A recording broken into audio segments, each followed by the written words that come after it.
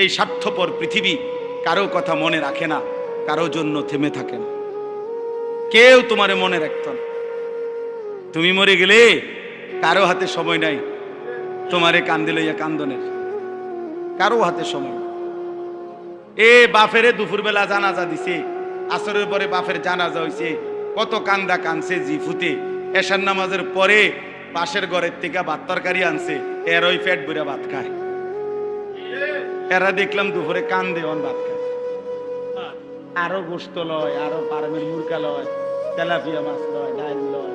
বা কি আপনারা দেখলাম বিকালে কি কান্দাটা কান্দেন, বুঝেন? অর্থাৎ বুঝাইতে চায় উনার জন্য তো আমি না খাইয়া মরে গেলে হইতো না, ঠিক আছে কাঁদছি তো কাঁদছি। অর্থাৎ দুনিয়া থেমে থাকে না, কারো জন্যই কি থাকে না, থেমে থাকে। এই জন্য দুনিয়া নিয়েই ব্যস্ত না হই, আখেরাতের ফিকির করি। নওজোয়ান তুমি ইনসাফ করো, বয়স্ক বাবা ইনসাফ করে।